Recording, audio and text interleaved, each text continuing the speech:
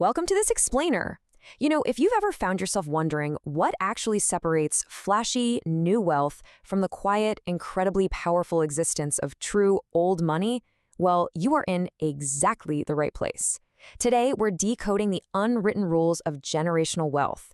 We're going to step right past the red carpets and those super obvious displays of cash to examine a world that operates on an entirely different frequency.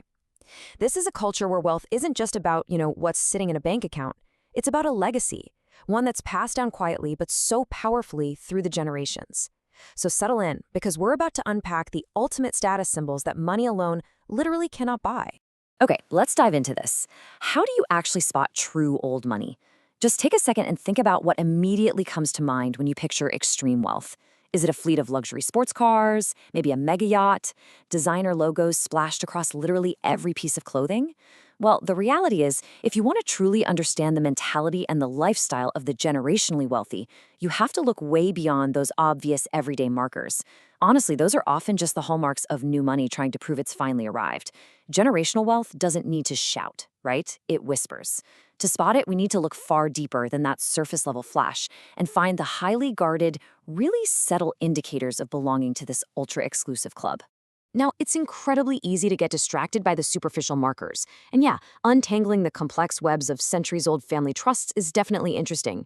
It's also kind of fun to decode the unique, almost transatlantic dialects some of these families share, or to study the subtle nuances of their bespoke, unbranded attire. All of those things matter, for sure, but they're really just the wrapping paper. The true litmus test of the generationally wealthy isn't actually what they buy, it's how they spend their leisure time. The real secret wink among the privileged few, the ultimate undeniable indicator of membership in this world, is what they do when they have absolutely nothing they're required to do. Now, what's really interesting about this slide is how the landscape of leisure is constantly shifting. See, for decades, sports like tennis and golf were the absolute bastions of exclusivity. If you belonged to the right country club and possessed a pristine backhand, you were in. But think about what happened over the course of the 20th century. Through widespread commercialization, the building of public courts, and way more accessible gear, those sports became globally embraced. They are now massive, worldwide phenomenons. And while that democratization is fantastic for the sports themselves, it means they're no longer an immediate foolproof indicator of top-tier social status among the world's wealthiest families. They simply don't function as that exclusive signifier, that secret handshake anymore. So before we reveal the absolute pinnacle of exclusive leisure, I want you to just ease back in your own Chase Lounge. Go ahead and relax. Our ground rule for this expedition is pretty simple.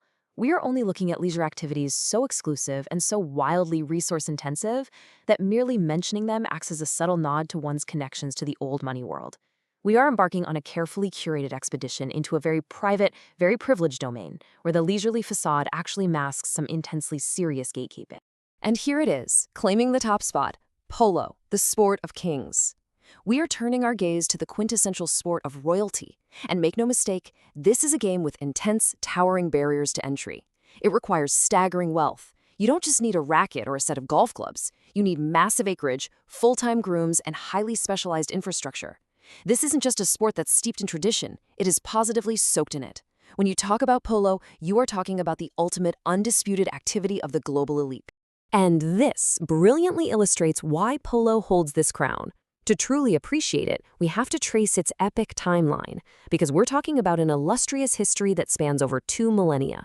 Over 2,000 years ago, this magnificent sport originated in ancient Persia. But in its early centuries, it wasn't some relaxing weekend pastime. No way. It was a rigorous, highly dangerous training mechanism for elite cavalry units, often the king's personal guard, simulating the intense chaos of actual battle. And as the centuries passed, it naturally evolved. Recognizing the incredible skill it required, polo quickly won favor among nobles and warriors alike. It transformed into a raw, thrilling spectacle for the absolute highest ranks of society.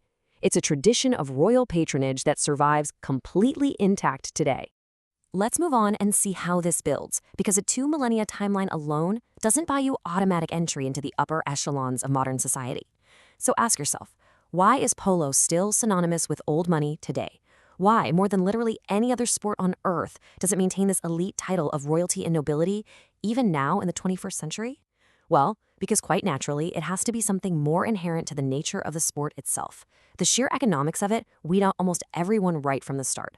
But for the families that do play, the appeal goes far, far deeper than just writing a massive check for stable fees.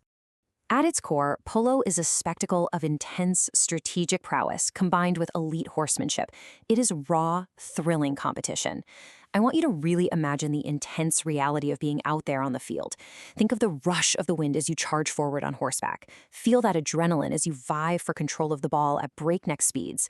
And crucially, you can't just buy a single horse and play. Top players need a whole string of finely tuned equine athletes for just one match. It requires immense time, vast resources, and a profound, electrifying camaraderie between the player and the steed.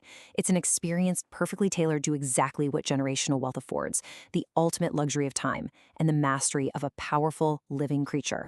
Which brings us to a final, really provocative thought. As we've seen, how you spend your leisure time is the ultimate communicator of status. With former bastions of exclusivity like tennis and golf having gone thoroughly mainstream, and polo currently holding the crown, what frontier will the ultra-wealthy claim next? I mean, as commercial spaceflight and deep-sea exploration become a reality, how long until the world's wealthiest families seek out these new, completely untouched frontiers to communicate their status? Space? The deep sea? It really makes you wonder what your own free time says about you, doesn't it? Thanks for joining me for this explainer. Keep questioning the world around you, and I'll see you next time.